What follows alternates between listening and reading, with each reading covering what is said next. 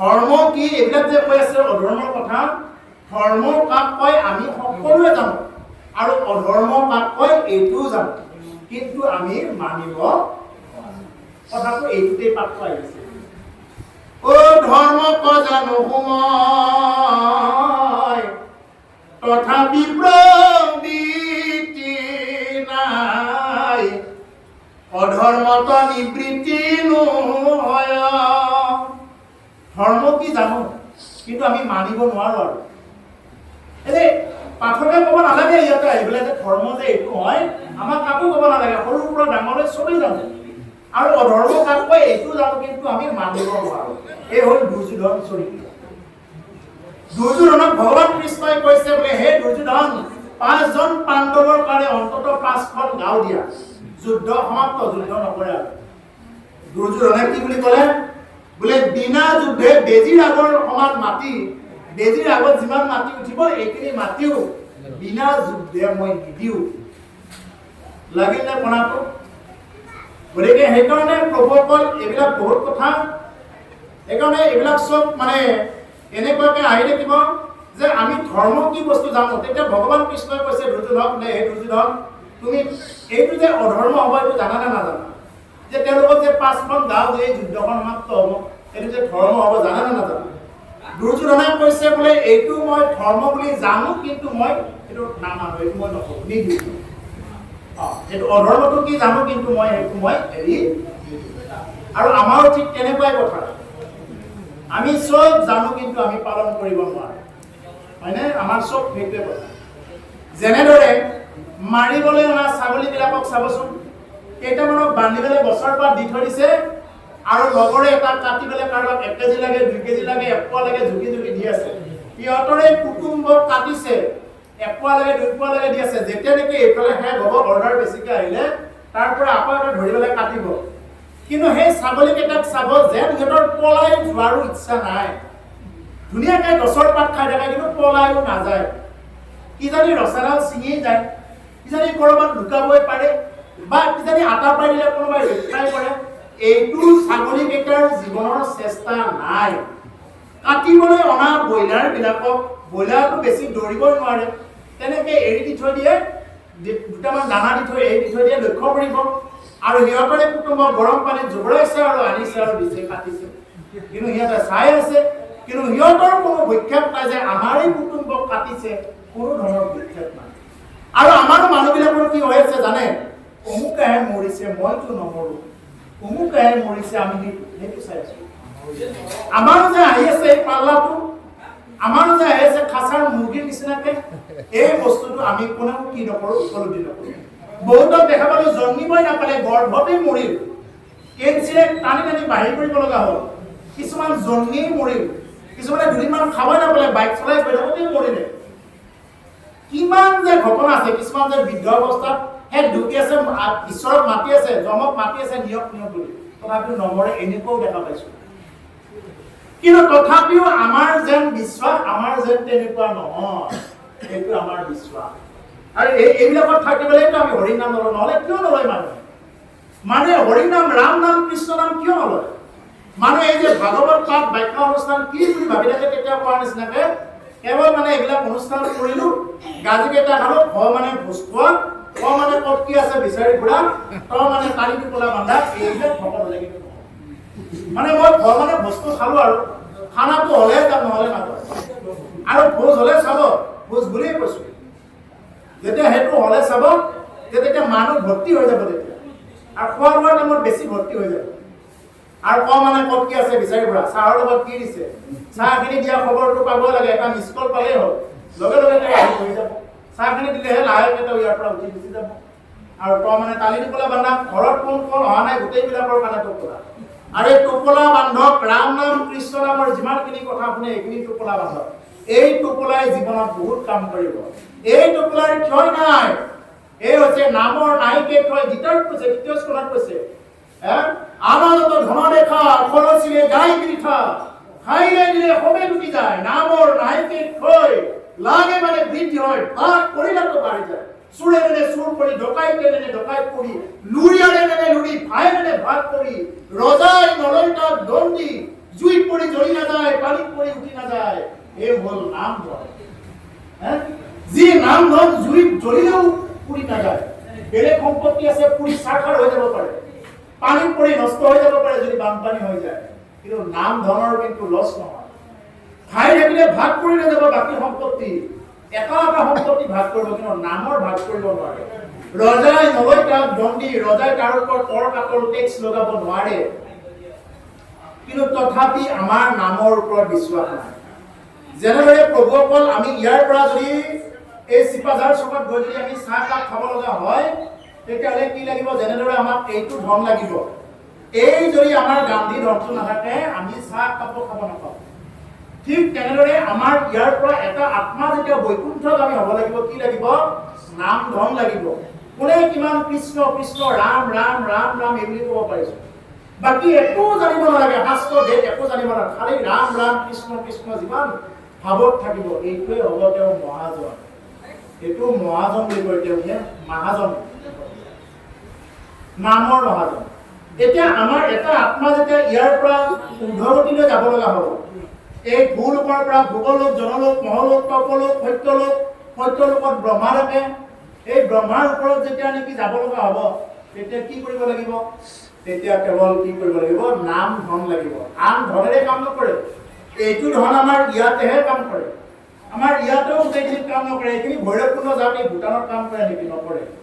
এইখিনি আমাৰ ইয়াৰ পৰা ওদালগুৰি জিলা পাৰ হৈ যাওক, আমাৰ এই ধনটোৱে কামেই নকৰে, তাতে সলাব লাগে। গান্ধী মাৰ্কাই কামেই নকৰে। গতিকে আপুনি এই গান্ধী মাৰ্কাক লৈ ইমান কিয় বিশ্বাস কৰি আছে? এইটো হ'ল মায়া। এই মায়া সম্পৰ্কে একদম শেষৰ দিনে ক'ব, মাৰ্কণ্ডেয় উপাখ্যানত ক'ব। মাৰ্কণ্ডেয় মুনিক কি মায়াই পাইছিলে, এই মাৰ্কণ্ডেয় মুনিৰ কথাৰে ক'বগৈ। এইবিলাক হ'ল চব মায়া। আমি যিমানবিলাক দেখি আছো, শুনি আছো, কোনোবাই বোলে ডাঙৰ ঘৰ বনালে, কোনোবাই বোলে দেখাত বহুত ধুনীয়া, দেখাত বহুত বেয়া, এইবিলাক চববিলাক হ'ল মায়া। এই হৰিকে কেৱল হংস মাত্ৰ, ৰাম ৰাম ৰাম ৰাম ৰাম, তান্ত বিনে মিছা যত দে কি শুনি মানে, তাতো যিটো মিছা পৰি আশা, ৰাম ৰাম ৰাম ৰাম ৰাম, দুৰাচাৰ মন মৰ কেনে অজ্ঞানে, দুৰাচাৰ মন মৰ কেনে অজ্ঞানে। হৰিয়েই কেৱল সঁচা, তাৰ বাহিৰে আমি যিমানবিলাক দেখি আছো, শুনি আছো, এই চব হ'ল মিছা। কোনোবাই বোলে বিৰাট দামী ঘৰ বনালে, কোনোবাই বোলে ভাঙা ঘৰত আছে, এইবিলাক চব হ'ল মিছা, চব মিছা। এইবিলাক হৰিবিলাক যিমানবিলাক দেখি আছে, কোনোবাই কিবা দামী কাপোৰ পিন্ধিলে, কম দামী পিন্ধিলে, চব মিছা। এবাৰ ভগৱান কৃষ্ণৰ ওচৰলৈ কি কৰিছিলে? সুদামা গৈছিলে, দ্বাৰকালৈ, মানে সুদামা গৈছিলে। সুদামা যেতিয়া গৈছিলে, ভগৱান কৃষ্ণক ক'লে, থাকি থাকি ক'লে, বোলে হে কৃষ্ণ, তোমাৰ বোলে মায়া বহুত বেছি, বোলে তোমাৰ বোলে মায়ে বোলে জগত বান্ধিছে, মই তোমাৰ মায়া সম্পৰ্কে অকণমান জানিব বিচাৰোঁ, যদি তুমি মোক কোৱা। সুদামাক ভগৱান কৃষ্ণই ক'লে, সুদামা আগতে গাটো ধুই লোৱা, ধুই লোৱা, তাৰপিছত আমি মায়াৰ কথা আলোচনা কৰিম, আগতে তুমি গাটো ধুই লোৱা। সুদামাই নাকত ধৰি ডুব দিয়াৰ লগে লগে পানীৰ তলত দেখা পালে যে এজন ৰজাই তেওঁৰ নিজৰ মানে কন্যাগৰাকীৰ স্বয়ংবৰ পাতিছে, আৰু সেই কন্যাগৰাকীৰ স্বয়ংবৰৰ কাৰণে সুদামাক মানে কি কৰিছে? উপযুক্ত বৰ হিচাপত নিৰ্ধাৰণ কৰিছে। বোলে হে সুদামা, তোমাতকৈ আৰু উপযুক্ত বৰ আৰু নাই। গতিকে সেই বুলি কি ক'লে? সুদামাৰ ডিঙিত মাইলাপন কৰাই সুদামাৰ লগত তেনেকুৱাকে সংসাৰ কৰাই দিলে। বহুত বছৰ তেনেকে থাকি ল'ৰা ছোৱালীও জন্ম পালে। জন্ম পোৱাৰ পিছত তাতে সুদামাৰ আইগৰাকী আগতে ঢুকাই থাকিলে। এতিয়া আমাৰ ইয়াতে যেনেকুৱাকে আগতে সতীদাহ প্ৰথা আছিলে, গিৰিয়েকজন ঢুকাই গ'লে সতীও যায় এটা ঢুকাব লগা এটা অৱস্থা আছিলে, আগতে আছিলে এইবিলাক। এতিয়া সেইখন দেশত কি আছে, এটা পতিদাহ প্ৰথা, মানে যদি তেওঁৰ আইগৰাকী আগতে ঢুকাই যায়, বিৰাটে তাতে সেইখন চিতাত জাপ দি মৰিব লাগে। এতিয়া সুদামাক ধৰি বান্ধি যেতিয়া নেকি এনেকে জ্বলাই দিব নিছে সেইখন চিতাত, সুদামাৰ পটকে মনত পৰি গ'ল, মানে সেই কৃষ্ণৰ কথা মানে হঠাৎ মনত পৰি গ'ল। তেওঁ হাতখন ওপৰলৈ তুলি ক'লে, কৃষ্ণ ৰক্ষা কৰা বুলি হাতখন ওপৰলৈ তুলি ক'লে, আৰু তেতিয়া কৃষ্ণই ওপৰেৰে হাতখন এনেকে ধৰি দাঙি দিছে, সুদামাক কৈছে, সুদামা আজি দেখোন তুমি দুখটো বৰ বেছি দীঘল কৰি দিলা, ইমান দেৰি কিয় দুখ দি আছা? এই হ'ল মায়া। সুদামাৰ আৰু বুজিবলৈ বাকী নাথাকিল, এই হ'ল ঈশ্বৰৰ মায়া। আপুনি যাক পুত্ৰ ভাৰ্যা বুলি লৈ আছে, এইবিলাক চব মায়া, এইবিলাক চব মায়া। কোনে কাক মনত ৰাখে, কোনে কাক কি কৰে, চব মায়া। ইয়াতে আপুনি মই ইয়াতে যে আছো, এইবিলাক হ'ল ইয়াতে থাকি যাতে আমি ভক্তি সঞ্চয় কৰিব পাৰো। ভক্তি ক্ষয় কৰাৰ উদ্দেশ্য নহয়। এই যে ঘৰ, মানুহে ঘৰটোক লৈ দিন ৰাতি ব্যস্ত, কেৱল খোৱা বোৱা বাচন ধোৱা এইবিলাকত ব্যস্ত। আৰে আমি যদি খোৱা বোৱা বাচন ধোৱা এইবিলাকতে ব্যস্ত, আমাতকৈ বেছিকৈ খাইছে গাহৰিটোৱে বেছিকৈ খাই আছে। তাকেই কৈছে নামঘৰত, কৈছে মাধৱপুৰকে, এই বিষয় সম্বন্ধ সুখ সমস্ত জুনিতে পাই, হৰি সেৱা একোথা নে নাই। ও হৰিৰ সেৱাৰ যোগ্য কেৱল মনুষ্য তনু, জানি পুৰা হৰি গুণ গাইৰা, জানি পুৰা হৰি গুণ গাই। বিষয় সম্বন্ধীয় সুখবিলাক সমস্ত জুনিতেই পাই গৈছে। আমি যেতিয়া মানুহ নহলেও হ'ল, গাহৰিটো সেইবিলাক সুখকে উপলব্ধি কৰি আছে। আমি যিমানবিলাক পাই আছো, আমাতকৈ বেছিকে গাহৰিটোৱে খাই আছে। চাবচোন কিমান উদৰ কৰি খাই আছে। আমাৰ মানুহৰ যিমান টকা পইচা নাথাকক ইমান খাব নোৱাৰে, আৰু যদি বেছি খাব চেষ্টা কৰে তেওঁৰ ফেটি লিভাৰ হ'ব, ডায়েবেটিছ হ'ব, তেওঁৰ হাৰ্টৰ এটেক হ'ব, বিভিন্ন প্ৰকাৰৰ সমস্যা হ'ব, প্ৰেছাৰ হ'ব। সেইকাৰণে আজি বহুতৰ টকা আছে কিন্তু খাব নোৱাৰে। মিঠাইটো আগত দিলে নাখাওঁ বুলি কৈ দিয়ে, কিন্তু তেওঁ খাব নোৱাৰে নহয়, তাতকৈ দামী দামী মিঠাই কিনি খাব পাৰে কিন্তু নাখায়, একোৱে খাব নোৱাৰে। কি হ'ব এনেকে? আৰু বহুত এনেকুৱা লোক আছে যাৰ নেকি খাব পাৰে কিন্তু তাৰ টকা পইচা নাই। এইটো কথা। সেইকাৰণে ঈশ্বৰে চবকে চব বস্তু নিদিয়ে। ময়ৰাক কি দিছে? ময়ৰাক দেখাত ধুনীয়া চাইজটো দিছে, কিন্তু ময়ৰাক মাতটো নিদিলে। ময়ূৰৰ মাতটো শুনিব খুব বেয়া, কিন্তু কুলিৰ মাতটো খুব ধুনীয়া, কিন্তু দেখিবলৈ খুব বেয়া। কুলিক দেখিবলৈ খুব বেয়া, ক'লা, কিন্তু মাতটো খুব ধুনীয়া।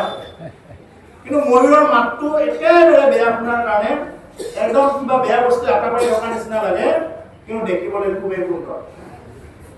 সেইকাৰণে চব বস্তু চবকে নিদিয়ে, গতিকে তাৰ মাজত চলিব লাগিব, তাৰ মাজত চলাটোৱেই হ'ল জীৱন।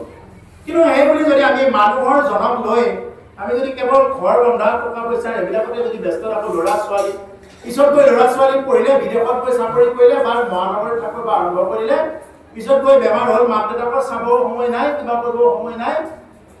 তাৰ মানে কি? তুমি নিজৰ ল'ৰাটোক ছোৱালীগৰাকীক এটা যন্ত্ৰ বনাই দিলা। এই জুবিনে এটা গান গাইছে নহয়, যন্ত্ৰ আমি যেন যন্ত্ৰ, আমি যেন যন্ত্ৰ বুলি এটা গান গাইছে নহয়, সেইটো যন্ত্ৰ গীতটো শুনি ল'লে বুজি পাব।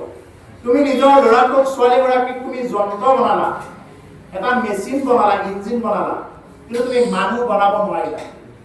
তুমি স্কুলত, চৰকাৰী স্কুলত নিদিয়া, তুমি প্ৰাইভেট স্কুলত দিছা ভালকে পাৰক বুলি, তাৰ পৰাও নিয়ৰ টিউচন দিছা আৰু পাৰক, কিন্তু তাক নৈতিক সংস্কাৰ দিয়া নাই। এজন ভকত বোলে কৃষ্ণ বুলি ক'বৰ কাৰণে নোজোৰে, মোবাইলত এনেকে গেম খেলি থাকিব, বৌ বুলি চকীখন ক'বৰ কাৰণে ইমানখিনি সামৰ্থ্য ল'ৰাটোৰ নাই। মোৰ ল'ৰাই ইংৰাজী ক'ব জানে, অসমীয়া ক'ব নাজানে। কিমান মাক দেউতাক আছে গৌৰৱ কৰে, আমাৰ বাপাই, আমাৰ মাইনাই এইটো কি ক'ব নোৱাৰে, অসমীয়া ক'ব নাজানে, ইংৰাজী কয়, কিমান গৌৰৱ। এদিন দেখিব সেই গৌৰৱে কি কৰিব। অসমীয়া ক'ব নাজানাটো কিবা গৌৰৱৰ কথা নেকি? বা যিসকলে ইংৰাজী নাজানে এইটো কিবা বেয়া কথা নেকি? নিজৰ ভাষাটো প্ৰকাশ হ'ব লাগে, এইবিলাক ইমান কি কথা আছে?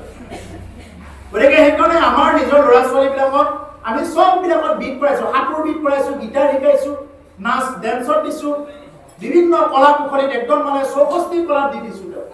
কিন্তু আমি তেওঁক নিজৰ ল'ৰা ছোৱালীক আজিলে হৰিৰ ওচৰত লৈ অহা নাই, আজিলে নামঘৰত তেওঁ এটা সেৱা ল'বৰ কাৰণে আমি শিকোৱা নাই। কেনেকৈ অলপ পুথি শুনিব লাগে, কেনেকৈ অলপ ধৈৰ্য ধৰি শুনিব লাগে, এইবিলাক শিকোৱা নাই। তেতিয়াহ'লে তেওঁৰ বেয়া গ্ৰহৰ সংস্কাৰবিলাক কেনেকৈ গুচি যাব কওকচোন বাৰু।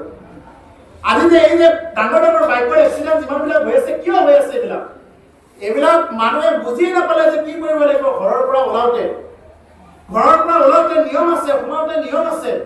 এইবিলাক নিয়মত কোনো ধৰণৰ এতিয়া কোনে শুনিব এইবিলাক কথা কৈছে? এটা শুনাও কোনো নাই। গতিকে সেইকাৰণে প্ৰভুসকল এতিয়া এই কথাটো এনেকৈ হৈছে, এইবিলাক চব কলিৰ প্ৰভাৱ। এইটোৱে ক'ব লাগিব এটাই উপায়, কলিৰ প্ৰভাৱ। আমি যদি নিজে নিজৰ ল'ৰা ছোৱালীক যদি আমি নানো, নিজে যদি যত্ন নলওঁ, ইয়াত কোনেও একো কৰি দিব নোৱাৰে, এইবিলাক চব ৰখাবলৈ গুচি যাব। ঘৰত গ'লে খুব ধুনীয়াকৈ দিয়ে, মই তথাপি অকণমানহে আভাসটো দিছোঁ। ওলোৱাৰ সময়ৰ নিয়মটো ঘৰৰ পৰা ওলাব লাগিলে অন্ততঃ ৰাতিপুৱা গুৰু সেৱা কৰিবই লাগিব, বা নিজৰ নামঘৰত এটা ঘোষা গাই ওলাব লাগিব। তেওঁ যদি নামঘৰত এটা সেৱা নকৰাকৈ যদি ঘপককৈ যদি তেওঁ ওলাই যায়, এইটো তেওঁকতো বেয়া গ্ৰহে আগুৰি যাব পিছফালৰ পৰা। তেওঁ অন্ততঃ 5জন সন্তৰ নাম ল'ব লাগিব, 5জন ভকতৰ নাম লওক। হনুমান, জামৱন্ত, বিভীষণ, উদ্ধৱ, মৈত্ৰেয়, এই সমস্ত ভকতৰ নাম স্মৰণ কৰক, নিজৰ গুৰুক স্মৰণ কৰক। তাৰপিছতে ৰাম নাম, কৃষ্ণ নাম জপ কৰি যাতে সেইবিলাক পতা যায়, এইবিলাক জপ কৰক, এইবুলিহে যাব লাগিব। ভাগৱতৰ এটা বৃহৎ শ্লোক আছে, এইবিলাকৰ পৰা তেওঁ তৰিবই তৰিব। মন্ত্ৰ এটা আছে, এইটো একান্ত মানে শুনি ল'ব, এইটোৱে মানে কাম কৰিব। এইটো আছে কৃষ্ণায় বাসুদেৱায় হৰে পৰমাত্মনে প্ৰণত ক্লেশনাশায় গোবিন্দায় নমো নমঃ। কৃষ্ণায় বাসুদেৱায় হৰে পৰমাত্মনে প্ৰণত ক্লেশনাশায় গোবিন্দায় নমো নমঃ। এই মন্ত্ৰটো যদি কোনোবাই স্মৰণ কৰি যাব পাৰে, তেওঁৰ যদি 100% হ'ব লগাই আছিল, তেওঁৰ বেছি শতাংশই কাটি যাব নোৱাৰিব। গতিকে সেইকাৰণে সেই সমস্তবিলাকৰ পৰা বাচিবৰ কাৰণে, কৰিবৰ কাৰণে সন্তান কেনেকৈ ভালদৰে আহিব সেইবিলাকৰ উপায় আছে। গৰ্ভস্থিতি হোৱাৰ পৰা কেনেকৈ এগৰাকী মাতৃ থাকিব লাগিব, কি কি খাব লাগে, কি কি খাব নালাগে, তৃতীয় স্কন্ধত দিয়া আছে। কিন্তু এইবিলাক আমাৰ কোনো ধৰণৰ এইবিলাকত চেতনা নাই। আমি পাঠ চাওঁ কেৱল সোনকালে যাতে হয় আৰু ইমান আৰু ডাইৰেক্টলি কেৱল সোনকালে শেষ হওক, যাব লাগে, এনেকুৱা ধৰণৰ কথাৰ কাৰণে আমাৰ এইবিলাক হোৱা নাই। গতিকে এইটোৱে জানিব নিজৰ ল'ৰা ছোৱালীক, এইটোৱে গৈ ক'ব যাতে বাবু মাইনা তুমি যাতে নিজেও কৰি দেখুৱাব লাগিব। সেইটো পুৱা গধূলি যাতে অন্ততঃ এক টাইম হ'লেও, 2 টাইম সময় নাপালেও অন্ততঃ এক টাইম সময় হ'লেও, ৰাতিপুৱাটো সময় পাব লাগিব, যিহেতু ৰাতিপুৱাই যোৱা হয় সমস্ত কৰ্মত। গতিকে ৰাতিপুৱা হ'লেও অন্ততঃ যাতে নিজৰ নামঘৰত যি নামঘৰ আছে, নিজৰ ঘৰত মন্দিৰ যি আছে, তাতে এটা সেৱা কাঢ়ি লৈ ধুনীয়াকৈ তাৰপিছতহে ওলাব ঈশ্বৰৰ গুৰুৰ নাম স্মৰণ কৰি। তেতিয়াহে তেওঁৰ মানে সেইবিলাক বিঘিনিৰ পৰা কাটিব, অন্যথা মানে পদে পদে তেওঁৰ ভয় এটা থাকিব। অকল বেছি দেৰি হৈছে নেকি?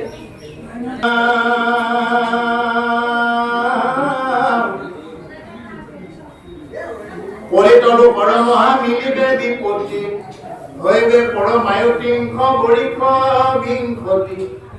এৰিবে চাৰ ধৰ্ম বেদৰ বিহিত, কুলক্ৰিয়া একো নাথাকিবে কলিত। অনেক পাখণ্ড ৰাখি ব্যাপিবে লৈবে লোকে পাখণ্ডৰ পথয়ো কলিত কি হ'ব? কলিত লোকৰ মহা মিলিবে বিপত্তি, কলি লোকৰ মহা বিপত্তিয়ে মিলিব। হৈবে পৰমায়ুতিংশ বৰিষ বিংশতি। কলিত লোকৰ মানুহৰ আয়ু হ'ব 30ৰ পৰা 20 বছৰ। যদি 30 বছৰ আছে বা 30 বছৰ জীয়াই আছে এনেকৈ ক'ব। আগতেতো কি আছিলে? আগতে 150 বছৰ 200 বছৰ মানুহ আছিলে, তেতিয়া যেনেকুৱা সাধাৰণভাৱে মানি লৈছিলে। এতিয়া যেনেকুৱাকৈ 80 বছৰ থাকিলে বা 80 বছৰ জীয়াই আছে, 82 বছৰ হৈছে বা এনেকৈ কয়। ঠিক তেনেকুৱা মানুহৰ এনেকুৱা এটা দিন আহিব, কৰি এতিয়াতো আৰম্ভণিয়ে আৰু এতিয়া হ'বই ধৰিছে। এতিয়া এনেকুৱা হ'ব 20ৰ পৰা 30 বছৰ বয়সৰ ভিতৰত চুলি তুলি পকি বুঢ়া হৈ যাব, দাঁত চাপ পৰিব, একো ক্ষমতা নাথাকিব আৰু ঘৰ সংসাৰ চলোৱা একো ক্ষমতা নাথাকিব। সেইকাৰণে আগতে কি আছিল? বস্তাবিলাক 100 কেজি আছিলে, 100 কেজি পিছত এতিয়া 50 কেজি, এতিয়া 25 কেজি কৰি দিছে। দাঙিবই নোৱাৰে এতিয়া। মানুহৰ বলেই নাই। দাঙিবই নোৱাৰে। এটা জেচিবিয়ে দাঙিলেহে দাঙা। জেচিবি যদি নহয় তেতিয়াহ'লে এইবিলাক আৰু দাঙিব নোৱাৰে। সেইকাৰণে বস্তাবিলাকৰ ওজন কমাই থলে।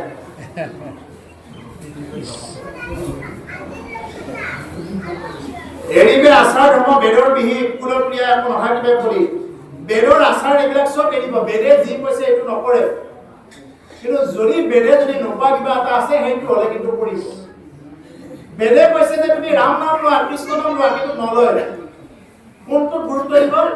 যদি কোনোবাই তন্ত্ৰ কৰি একদম ধুনীয়াকে একদম ৰঙা কাপোৰ চাপোৰ মাৰি পেলাই যদি ধুনীয়াকে যদি কৈছে, তোমাৰ তেতিয়া সমস্যাখিনি কৈছিলে নহয়, এই সমস্যাখিনিৰ কথা যদি ধুনীয়াকে কৈ দিয়ে, তেতিয়াহ'লে সেই জনবাকে দৰকাৰলৈ উমৰি খাই পৰিব। ধন টকা পইচা আছে চব দি দৰকাৰলৈ এটা তাবিজ ল'ব। তাৰমানে এনেই লাগে আৰু মানুহক এনেই লাগে। তাৰমানে ধৰ্ম নকৰাকে যাতে এনেই তাৰমানে বস্তুটো হৈ থাকে। যাতে মই ৰাম নাম নল'লেও যাতে আমাক এনেই যাতে ধৰ্ম হৈ থাকে, একো কাম নকৰিলে যাতে এনেই পইচা ৰাহে, মানুহক এইটোৱে লাগে। কিন্তু তাৰ বাহিৰে বেলেগ আৰু নিজে কৰিব নিবিচাৰে। অনেক পাখণ্ড কি ব্যক্তিগত দেহ লোকে লৈবে লোক পাখণ্ডৰ পথৰ উপদেশ। গতিকে অনেক এনেকুৱা পাখণ্ডবিলাক আহি দেশবিলাক বিয়পিব আৰু পাখণ্ডৰ পথবিলাক ল'ব। মানুহে পাখণ্ড পথবিলাক ভাল পথ কোনো নল'ব, চববিলাক বেয়া পথেৰে কি কৰিব? গতি কৰিব। পাখণ্ডৰ মুখত শিকিবে ধৰ্ম জ্ঞান, পলিত কৰিবে পাখণ্ড কব মানৱ। মচলৰ চৰিত্ৰ হৈবে কজত ৰাজা, মিছা হিংসা চুৰবৃত্তি কৰিবে প্ৰজা। কি কৰিব? পাখণ্ডৰ মুখত দেখিবে ধৰ্ম কথা। যদি পাখণ্ডবিলাকে ধৰ্মৰ জ্ঞান দিয়ে, এইবিলাক শিকিব। বোলে জীৱবিলাক মাৰিব পাৰি, কাটিব পাৰি, এইবুলি ক'লে বেছি শিকিব। এইবিলাকত মানুহ বেছি যাব। যদি তেনেকুৱাকে যদি কুবুদ্ধিবিলাক দিয়ে, কিন্তু ভালকে যদি কয়, যদি সঁচা কথাটো কয়, এইটো কিন্তু মানুহৰ বিশ্বাস নহ'ব। মানুহ যদি কয় ভাই এইবিলাক চব বাদ দিয়া, তুমি ৰাম নাম লোৱা, কৃষ্ণ নাম লোৱা, এইবুলি যদি কয় এইবিলাক এনেই কোৱা বুলি ভাবিব। আৰু যদি কোনোবাই কয় এইটো ছাগলী ডিঙিটো কাটি দিয়া, এইটো খুব ভাল হ'ব, তোমাৰ মংগল হ'ব, এইবুলি ক'লে মানুহে তাতেই গুৰুত্ব দিয়া। জীৱক কাটি মানুহে জীৱক বলি দি কেতিয়াও কি কৰিব নোৱাৰে? মানুহে ধৰ্ম সাঁচিব নোৱাৰে, কোনেও কৰিব নোৱাৰে। তুমি কি সমস্ত জীৱৰ ভিতৰত ৰাম আছে, কৃষ্ণ আছে। যদি আমি জীৱবিলাক যদি তেনেকুৱাকে মাৰি কাটি বলি দিওঁ, তেতিয়াহ'লে সেই দেৱীয়ে জানো তেনেকুৱা বলি খায়? যিগৰাকী দেৱীক পূজা কৰা হয়, যা দেৱী সৰ্বভূতেষু মাতৃৰূপেণ সংস্থিতা নমস্তস্য নমস্তস্য নমো নমঃ, যিজনী দেৱী সমস্ত জগতৰ জননী, তেওঁ কেতিয়াও অন্য সন্তানৰ মাংস কেতিয়াও নাখায়, তেজ নাখায়। কিন্তু যদি আমি তেনেকুৱাকে যদি কৰিব যাওঁ, তেনেকুৱাকে যদি মানে অন্য জীৱক যদি বলি দি তেনেকুৱাকে যদি আমি ধৰ্ম কৰিব যাওঁ, এইটো কিন্তু বলি মানে হ'ল ত্যাগ। আমি কি ত্যাগ কৰিব লাগে? যিবিলাক জীৱক বলি দিব নিওঁ, সেইবিলাক জীৱৰ যিটো নেকি বেয়া স্বভাৱ থাকে, যদি মোৰ ভিতৰতো তেনেকুৱা স্বভাৱ আছে, এইবিলাকহে আমি কি কৰিব লাগে? বলি দিব লাগে। অন্যথা আমি তেনেকুৱাকে কাটি মাৰি জিভাৰ তৃপ্তি পৰাকে, জিভাৰ তৃপ্তি লোৱা, এইটো বলি বুলি নকৰে। মাধৱদেৱক প্ৰশ্ন কৰিছে শংকৰ গুৰুৱে যে হে মাধৱ, যদি অমাত জীৱ জন্তু এটাক বলি দি যদি মানুহে স্বৰ্গ পায়, ইয়াতকৈ কি বেয়া কাম কৰি মানুহে নৰক পাব? যিটো ছাগলীয়ে ভালকে ক'ব নোৱাৰে, আপুনি আগদিনা যদি চাই সিহঁতৰ চকু পানী ওলাই থাকে, কান্দি থাকে। আমাৰ ওচৰতে কিছুদিন আগত এঘৰ মানুহৰ এখন কাজ গৈছিলে, তাতে ছাগলী দুটা কাটিবৰ কাৰণে আনিছে। মই ৰাতি 12মান বজাত গৈ ছাগলীকেইটা চালো। ছাগলীকেইটাই কান্দি আছে, ছাগলীকেইটা একদম চকুৰে চকু পানী বৈ আহি আছে। আমি একো ক'বও নোৱাৰো, কৰিবও নোৱাৰো, এনেকুৱা এটা অৱস্থা। আৰু আমি ঈশ্বৰক প্ৰাৰ্থনা কৰিছো যে উপায় নাই আৰু তোমালোকৰ যাতে ভাল, এনেকুৱা অৱস্থা। সেই যে ছাগলীকেইটাটো জীয়াই থকাৰ ইচ্ছা আছিলে, সেই ছাগলীকেইটাক মাৰি কাটি যদি মানুহে আঁকৰি তৃপ্তি ল'ব যায়, ইয়াতকৈ আৰু কি বেয়া কাম কৰি মানুহে নৰক পাব? ছাগলীটোৱে কটাৰ সময়ত কি বুলি কয় জানে? মই সাধাৰণ ঘাঁহ বন কেইডাল খাওঁতে মোৰ এই অৱস্থা, মই সাধাৰণ ঘাঁহ বন কেইডাল খাওঁতে মোৰ মৃত্যু এই অৱস্থা। যে তোমাৰ যে কি মৃত্যু হ'ব, এইটো তুমি সময়ত এইটো ৰাখিবা। এই যদি শুনিব ভাৱত থাকে, ইয়াত এনেকুৱা লিখা আছে, সেই ছাগলীটোৰ গাত যিমান কেইডাল নোম থাকে, ইমান কল্প নৰক ভ্ৰমণ কৰিব লাগিব। সেই ছাগলীটো একেবাৰে বলি পতা মানুহৰ মৰণ ভাল নাযায়। লক্ষ্য কৰিব, বলি পতা মানুহৰ মৰণ ভাল নাযায়, কেতিয়াও মৰণ ভাল নাযায়, মৰিবই নোৱাৰে। জীৱ বলি দি কেতিয়াও নহয়। সেইজন দেৱী জগতৰ জননী, সেইজনক বৈষ্ণৱী বুলি কয়। ভাৰতত বৈষ্ণৱী মন্দিৰ আছে, যিগৰাকী দেৱীক পূজা কৰি দশম স্কন্ধত আছে। কাত্যায়নী ব্ৰত পালন কৰি কি কৰিছিলে? ব্ৰজনবৰা গোপীসকলে ৰাসলীলা কৰিছিলে। কাৰ লগত? ভগৱানৰ লগত ৰাসলীলা কৰিব পাৰিছিলে। সেই গোপীসকলে দুৰ্গা পূজা কৰিছিলে, কাত্যায়নী ব্ৰত পালন কৰিছিলে দুৰ্গাৰ ওচৰত। আৰু সেই দুৰ্গাৰ কৃপাত কি কৰিছিলে? কৃষ্ণৰ লগত ৰাসলীলা কৰিব পাৰিছিলে।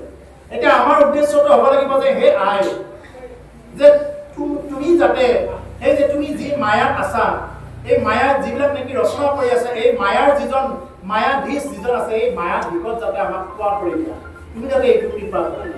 আৰু যিদিনা দুৰ্গা কালী আপোনাৰ ওপৰত সন্তুষ্ট হ'ব, যদি আপুনি দুৰ্গা কালীৰ ভক্ত হয়, যিদিনা আপোনাৰ ওপৰত দুৰ্গা কালী সন্তুষ্ট হ'ব, সেইদিনাই আপুনি বৈষ্ণৱ বা বৈষ্ণৱী হৈ যাব পাৰিব। কাৰণ তেওঁ নিজেই বৈষ্ণৱী। বৈষ্ণৱে ভূ নমো নমঃ বুলি কয় মন্ত্ৰ মাতে, তেওঁৰ মন্ত্ৰ এইকেইটা আছে। বৈষ্ণৱী ভাৰতত মন্দিৰ আছে। যিদিনা তেওঁৰ ওপৰত সদায় শিৱ সন্তুষ্ট হ'ব, সেইদিনা তেওঁ বৈষ্ণৱ হৈ যাব পাৰিব, যিদিনা শিৱ সন্তুষ্ট হ'ব। সেইকাৰণে শিৱৰ আন এটা নাম হ'ল ৰামেশ্বৰম। ৰামকে ঈশ্বৰ বুলি মানে। আৰু আজিকালি শিৱৰাত্ৰি কি কৰি থাকে? কেৱল ভাং ভূটা এইবিলাকত ব্যস্ত মানুহ, এইবিলাক কৰিব নালাগে। যদি তেনেকুৱাকে শিৱ এজন ঈশ্বৰৰ প্ৰথম বৈষ্ণৱ এজনক যদি তেনেকুৱাকে ভাং ভূটা খায়, এতিয়াতো শাওণৰ মাহ আহি আছে, এনেকুৱা বিভৎস ৰূপ এটা দেখা পাম যে এটা ডিজে বজাই, ভোজপুৰী গীত বজাই, এটা হাফ পেণ্ট পিন্ধি, যিটো আমাৰ সংস্কৃতিয়ে নহয়, তেনেকুৱাকে হাফ পেণ্ট এটা পিন্ধি ভাং খাই পোষ্ট কৰিব। এটা এনেকুৱা লাজৰ কথা। এটা শিৱৰ নামৰ এটা স্তোত্ৰ মুখস্থ নাই। ৰাৱণে ইমান ধুনীয়া স্তোত্ৰ লিখিছে, শিৱৰ ওপৰত স্তোত্ৰ লিখিছে, যতাস্তবি গলজ্জল প্ৰবাহ পাবিতস্থলে তলে বলম বলম বিতম ভুজম যতুন্দ মালিকম নমদ্দমদ্দমদ্দমন নিনাদবদ্দমাৰ্ভয়ম সকাল চন্দ্ৰতাণ্ডবম তনুতুনা শিব শিবম। এইবিলাক স্তোত্ৰ কিন্তু নামাতিব। ক'ত মাৰিব তেওঁলোকে? গাঞ্জা খায়া মুগ্ধ বেয়া নাচে ওলানা, এইটো ধুনীয়াকে নাচিব। তাৰমানে তেওঁলোকৰ মতেদি হ'ল ভোলানাথে কেৱল গাঞ্জাই খায় আৰু বেলেগ একো নকৰে। কিমান ধুনীয়া স্তোত্ৰ লিখিছে।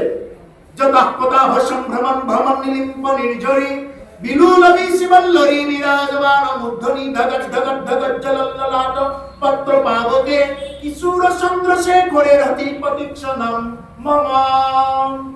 এইবিলাকতো নাগায়। কর্পূর গৌরম করুণাবতারম সংসার সারম ভুজগেন্দ্র হারম, এইবিলাকতো নাগায়। কি গায়? গাঞ্জা খোৱা কেৱল, নিজেও খায় আৰু কেৱল গাঞ্জা খাব লাগে। এইটো কৰিলে নে সমাজখন উদৰণি হ'ব, নে শিৱ সন্তুষ্ট হ'ব? কওক। ৰাৱণৰ ওপৰত সমস্ত সন্তুষ্ট। ৰাৱণ কাৰ ভক্ত আছিলে? শিৱৰ ভক্ত আছিলে ৰাৱণ। শিৱ নিজে ৰাৱণৰ ঘৰত গৈ, লংকাত গৈ প্ৰসাদ পূজা ল'ব লাগে। ব্ৰহ্মাই নিজে গৈ শিৱৰ ঘৰত বেদ পাঠ কৰিব লাগে। আৰু এইবিলাক বায়ু বৰুণ, এইবিলাক এই যিবিলাক নেকি কিবা এইবিলাক থাকে নহয়, গ্ৰহ কিবা কিবি, শনি গ্ৰহ, ৰাহু কেতু, এইবিলাকতো ৰাৱণৰ ভৰিৰ তলত নাচি থাকে। এই ৰাহুটো এইফালে যাব বুলি ক'লে এইফালে গুচি যাব। ৰাহু কেতুটো একোৱে নহয়, মোহাৰি দিলে হেৰি হৈ যায়। সেইজন ৰাৱণৰ ওপৰত চব সন্তুষ্ট, এজন সন্তুষ্ট নাই। কোন সন্তুষ্ট নাই? ৰাম সন্তুষ্ট নাই। আৰু আপুনি মই ক'ত মাথা মাৰি আছো? তাবিজটো ল'লে কিবা এটা মোৰ ভাল হয় নেকি? আমি তাবিজত মাথা মাৰিছো, নৱগ্ৰহ ৰত্ন মাথা মাৰিছো। ৰাৱণৰ ওপৰত নৱগ্ৰহ সন্তুষ্ট। মানে ৰাৱণে যদি কয় এই গ্ৰহ এনেকে যা বুলি ক'লে এনেকে গুচি যায়। কিন্তু সেইজন ৰাৱণৰ ওপৰত ৰাম সন্তুষ্ট নাই। যদি আপোনাৰ মোৰ জীৱনত যদি ৰামে সন্তুষ্ট নাই, কোনেও ৰাখিব নোৱাৰে। যিমান তুমি তাবিজ লোৱা, যিমান জাপ চোৱা, দেখা যাওক কোনে ৰক্ষা কৰিব পাৰে। কোনেও ৰক্ষা কৰিব নোৱাৰে। এইবিলাক মানে মানসিক কিবা এটা শান্তিৰ কাৰণে অকণমান দিয়ে। যদি বেছি দিন হৈ যায়, তাৰ পৰা আকৌ ওলোটা ক্ৰিয়া কৰিব। সেইকাৰণে তাবিজত কিবা বেছি গুৰুত্ব নিদি ৰাৱণৰ উদাহৰণটোকে চাব। এই ৰাৱণৰ কি হৈ গ'ল? চৰিত্ৰৰ যাৰ সংশোধন নাই, চৰিত্ৰ সংশোধন হোৱাৰ কাৰণে সীতাৰ দৰে এগৰাকী আইক হাতত ধৰাৰ কাৰণে কি হৈ গ'ল? ৰাৱণৰ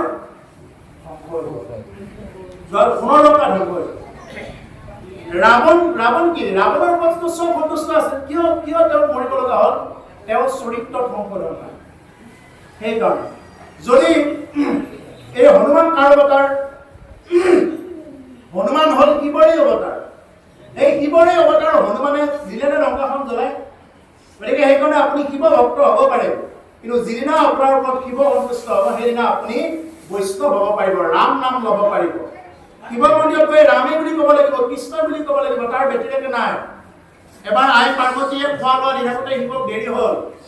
এতিয়া পাৰ্বতীক প্ৰশ্ন কৰিলে, হে পাৰ্বতী আজি কিয় ইমান দেৰি হ'ল, মোক দিয়া। এতিয়া পাৰ্বতীয়ে কৈছে বোলে মই বিষ্ণুৰ সহস্ৰ নাম জপ কৰি আছিলো, মানে বিষ্ণুৰ 1000 নাম জপ কৰি আছে। তেতিয়া শিৱই কৈছে, হে আই পাৰ্বতী, তোমাক মই কওঁ যে আজিৰ পৰা তুমি ইমান সহস্ৰ নাম জপ কৰিব নালাগে, একবাৰ ৰাম বুলি ক'লে সহস্ৰ নামৰ তুল্য হ'ব। তেওঁ মন্ত্ৰ দিছে, শ্ৰীৰাম ৰাম ৰামেতি ৰমে ৰমে মনোৰমে সহস্ৰ নাম তৎতুল্যম শ্ৰীৰাম নাম বৰাননে। শ্ৰীৰাম ৰাম ৰামেতি ৰমে ৰমে মনোৰমে সহস্ৰ নাম তৎতুল্যম শ্ৰীৰাম নাম বৰাননে। শ্ৰীৰাম ৰাম ৰামেতি, ৰাম নামত ভ্ৰমণ কৰা, ৰমে ৰামে মনোৰমে, তুমি ৰাম নামত তুমি মনোৰম কৰা, মতলীয়া হোৱা ৰাম নামত। সহস্ৰ নাম তৎতুল্যম শ্ৰীৰাম নাম বৰাননে, সহস্ৰ নামৰ তুল্য। এবাৰ যদি ৰাম নাম লোৱা 1000 বাৰ নাম লোৱাৰ তুল্য হয়। তুমি যদি এবাৰ যদি ৰাম নাম লোৱা 1000 বাৰ সহস্ৰ নাম বিষ্ণুৰ নাম লোৱাৰ সমান তুল্য হয়। সেইকাৰণে কৈছে পাৰ্বতী তুমি ৰাম নাম লোৱা, সেইকাৰণে শিৱই ৰাম নামেই লয়।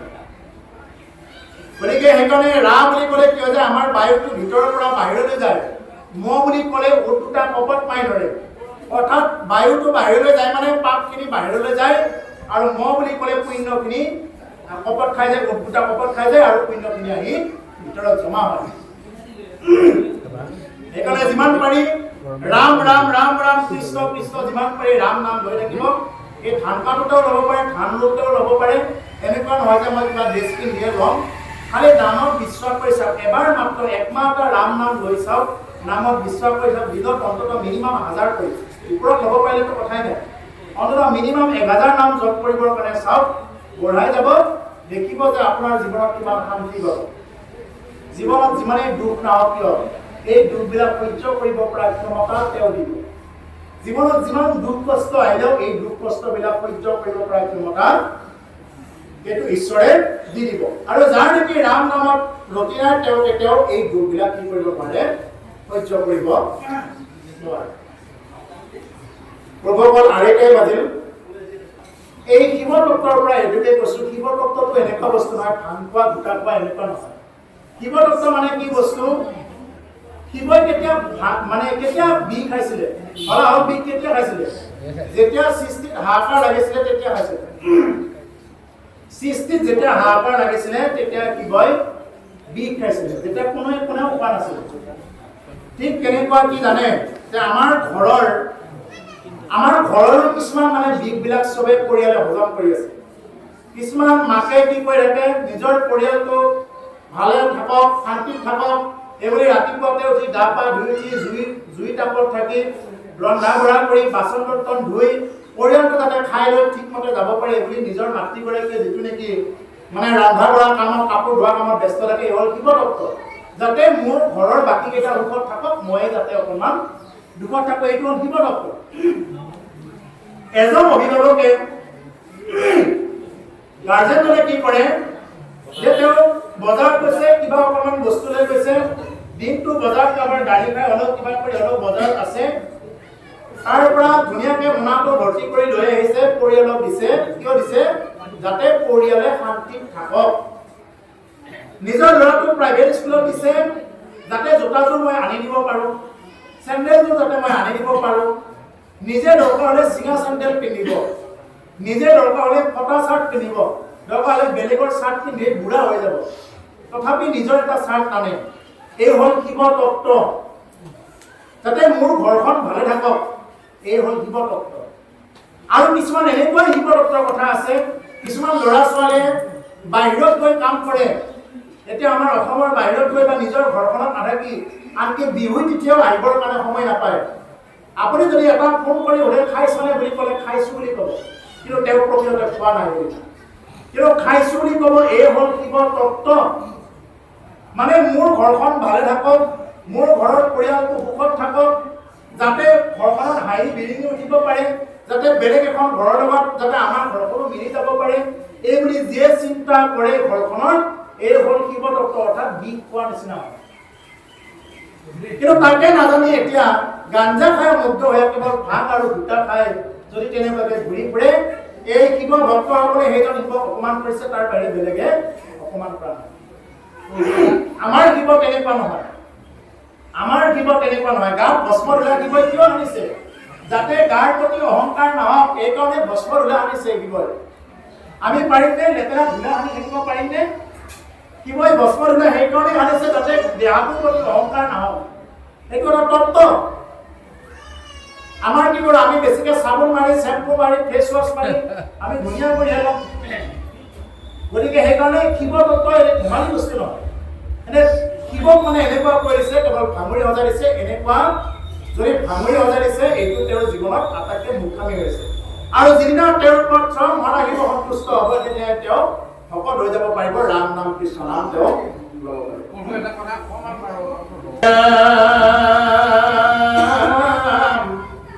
ধৰিবে চাৰিও জাতি আচাৰ ভূতৰ, হৈবে অল্প প্ৰমাণ হৰিৰ মনুশ্বৰ, আহাৰনো হিবে আৰ তনুমন বুদ্ধ, সাগ সম হৈবে ধেনু হৰিবে কম দুগ্ধ।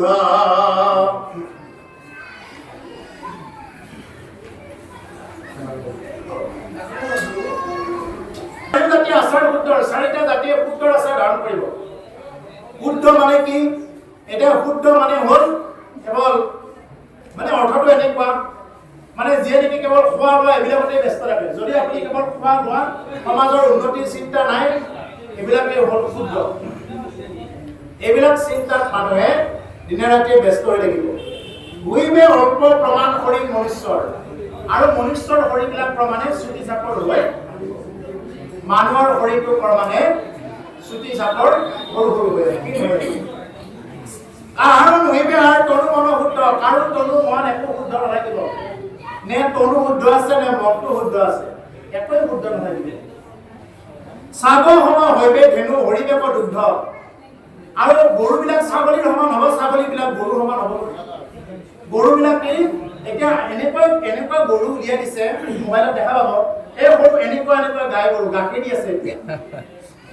আৰু যিবিলাকে নেকি ক্ৰছ গৰুৰ গাখীৰ খায়, সেইবিলাকৰতো ধাৰণাবিলাকো তেনেকৈ হৈ যাব। এতিয়া এই আহি আছে প্ৰকৃত গাখীৰটো কি আছিলে?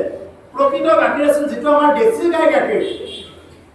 দেশী গাই গাখীৰটো 1 পোৱা দিব পাৰে বা 2 পোৱা দিব পাৰে, বা কাৰোবাৰ 1 লিটাৰ দিব পাৰে, তাৰ ওপৰত প্ৰায় নিদিয়ে। এইখিনি গাখীৰহে পিয়ৰ গাখীৰ।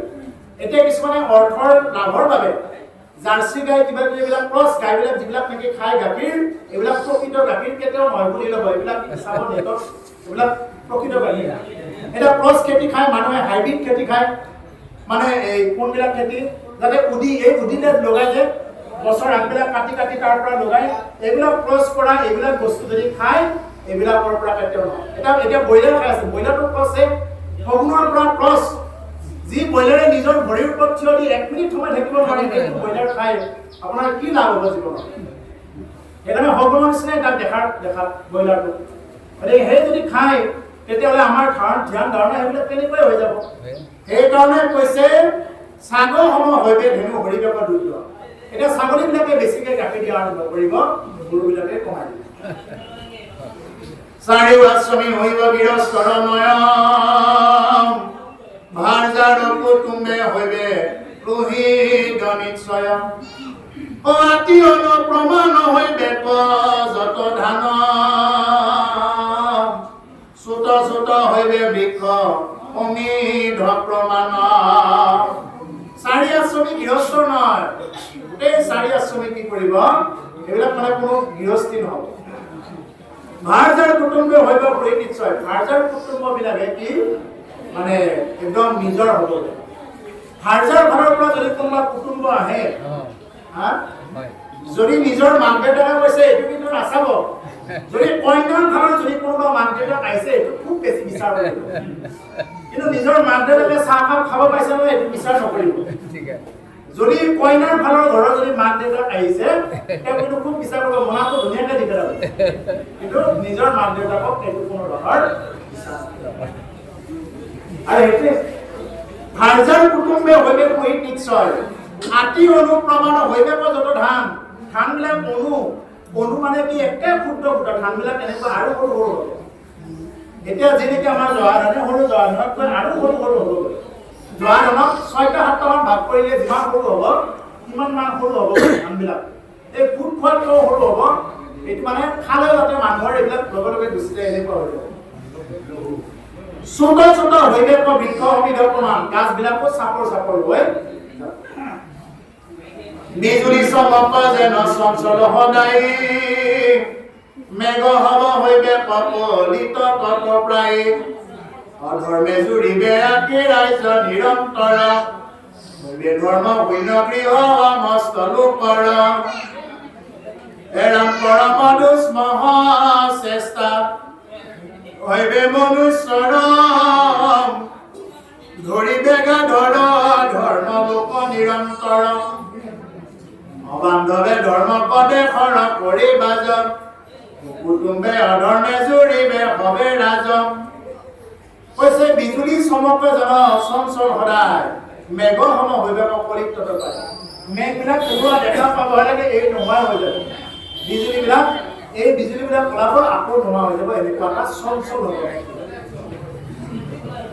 অধৰ্মে জুৰিবে ৰাতি ৰাজ্য নিৰন্তৰ ৰাজ্যবিলাক কেৱল অধৰ্মই গ্ৰাস কৰি উঠিব ধৰ্ম শূন্য হইবে সমস্ত লোক সমস্ত গৃহবিলাক কি হৈ যাব ধৰ্ম শূন্য কাৰো ঘৰতে ধৰ্ম বোলা বস্তু নাথাকে এতিয়া আজিৰ পৰা কিছুদিন আগলৈ চাওক আজিৰ পৰা কিছুদিন আগলৈ এনেকুৱা আছিলে বোলে ইহঁতৰ ঘৰত মদ দিছিলে ইমান বেয়া ইহঁতৰ এনেকৈ কৈছিলে আজিৰ পৰা কিছুদিন আগত আমি দেখা কথা এই মানুহে আলোচনা কৰিছিলে সিহঁতৰ ঘৰত বোলে মদ দিছে নাযাবি নাযাবি এই লোক নালাগিবি নে ইহঁতৰ ঘৰত এনেকৈ কৈ দিছিলে এতিয়া আজিকালি কি বুলি কয় আজিকালি কয় বোলে এই ইহঁতৰ ঘৰত মদ নাখায় ইহঁতৰ ঘৰত যায় কিনো পাবি এনেকৈ এই বিয়া পাতিছি ইহঁতৰ ঘৰত বিয়া পাতিলে ইহঁতৰ মদো নাই মাংস বোলে নাই ইহঁতৰ ঘৰত নিৰামিষ কি যাবি এনেকৈ কৈ দিব কিন্তু আজিৰ পৰা কিছুদিন আগত সেইটো আছিলে বোলে ইহঁতৰ ঘৰত মদ খাই নাযাবি নাযাবি বৰ বেয়া এই ইমান মোক খাব লাগে নে এইবুলি আছিলে কিন্তু আজিকালি কি বুলি ক'ব এই বোলে মদো নাখায় লেডিজ এনেকৈ কৈ দিছে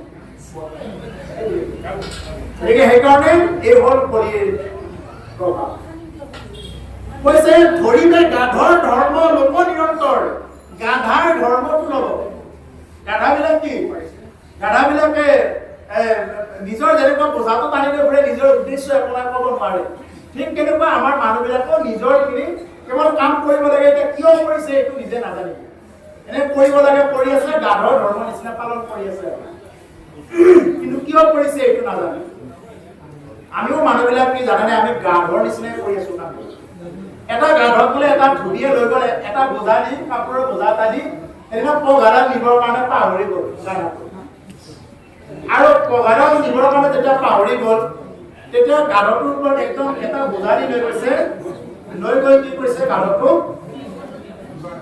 দেখা পাই ধুনীয়াকৈ প্ৰভুৰ পৰা আৰু বেছি দেৰি নাই বন্ধই কৰিম আৰু অকণমান হৈছে মানে কাপোৰৰ বোজাটো টানি লৈ গৈছে আৰু কাপোৰৰ বোজাটো যেতিয়া টানি লৈ গৈছে তেতিয়া এই ধুবীগৰাকীয়ে কি কৰিছে মানে সেইদিনা ৰছীডাল নিব পাহৰি থাকিলে সেইকাৰণে গাধটোক দেখাই এনেকুৱাকৈ এটা খুঁটিত এনেকুৱাকৈ বান্ধা বুলি দেখুৱাই দিছে আৰু গাধটো চাই পেলাই ভাবিছে বোলে মোক বান্ধিছে বোলে গাধটো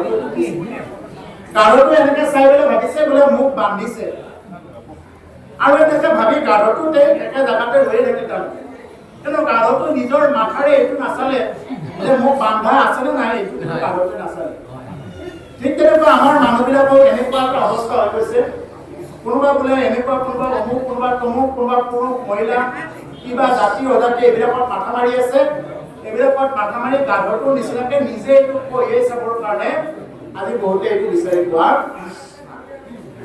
এই হ'ল গাধৰ ধৰ্ম পালন কৰা সেইকাৰণে কৈছে ধৰিবে গাধৰ ধৰ্ম লোক নিৰন্তৰ সমানভাৱে ধৰ্মক দেশৰ কৰি বাছ সমানভাৱে কি কৰিব এই গাধৰ ধৰ্ম পালন কৰিব সকলোকে অৱলম্বে জুৰিবে হবে ৰাজ সকলোৱে কি কৰিব এই অধৰ্মবিলাকেৰে ৰাজ কৰিব আৰু 4 লাইন 5 লাইন আছে এইখিনি মাতি আমি সমাপ্ত কৰিম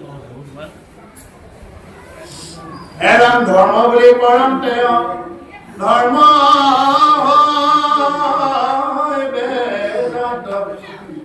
মিলাই বেপ বুলি কলি লোকত বিঘাত পাখণ্ডয়ে গমে পৰিবেশ বেদ লোক হেন দেখি ঈশ্বৰৰ হৈব মহা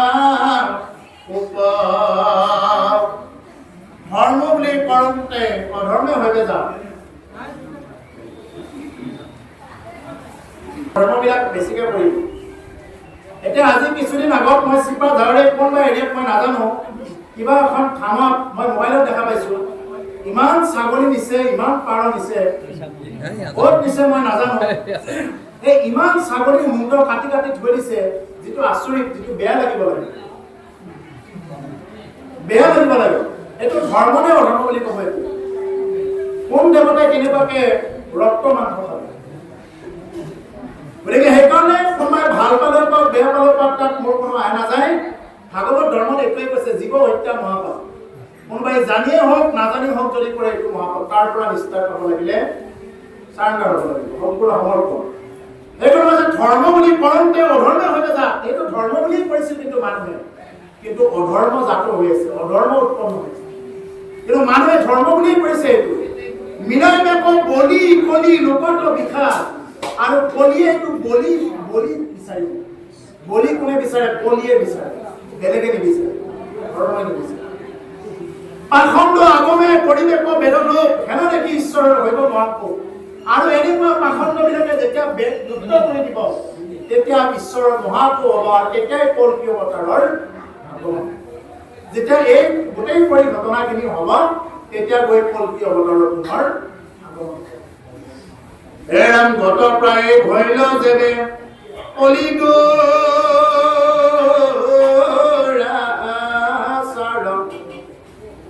ভগৱন্ত হৈবন্ত আপুনি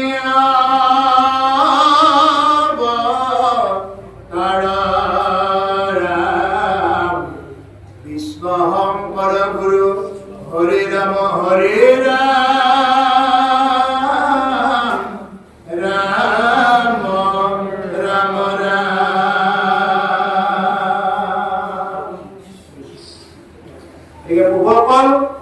এতিয়া শেষত কৈছে গত প্ৰায় ভৈলে দেৱে কলিগুড়া আৰু কলিয়ে যেতিয়া এনেকুৱা আহি শেষ অৱস্থাত পৰিব ভগৱন্ত হৈবন্ত আপুনি অৱতাৰ ভগৱন্তই কি কৰিব অৱতাৰ ল'ব যেনেকুৱা যুগে যুগে অৱতাৰ লয় মৎস্য কুৰ্ম নৰসিংহ বামন পৰশুৰাম হৰিৰাম বৰা শ্ৰীৰাম যেনেকুৱা অৱতাৰবিলাক লয় ঠিক তেনেকুৱা কলিৰ শেষত কল্কী ৰূপে তেতিয়া অৱতাৰ গ্ৰহণ কৰিব আৰু তেতিয়া অৱতাৰ গ্ৰহণ কৰি সমস্ত বিলাককে এতিয়া এই কল্কী অৱতাৰৰ প্ৰভাৱবিলাক ইয়াৰ পিছৰ অধ্যায়ত কৈ যাব কল্কী অৱতাৰে কেনেকুৱা কৰিব এফালৰ পৰা কাটিব এফালৰ পৰাই দণ্ড দিব যিবিলাক পাপী তাপী অনাচাৰী বেবিচাৰী দুষ্কৃতি যিমানবিলাক আছে সমস্তবিলাক এফালৰ পৰা কি কৰিব এইবিলাক নোহোৱা কৰিব গতিকে প্ৰভুৰ কল যেতিয়া কবিৰ উপদেশ এইবিলাক আৰু আমি আৰু চাই নাথাকোঁ দেৰি হৈছে গতিকে আমি ইমানতে ভাগৱত পাঠৰ ব্যাখ্যা অনুষ্ঠান ভাগ আমি সমাপ্ত কৰিছোঁ পৰিব আৰু আপোনালোকৰ ফালৰ পৰা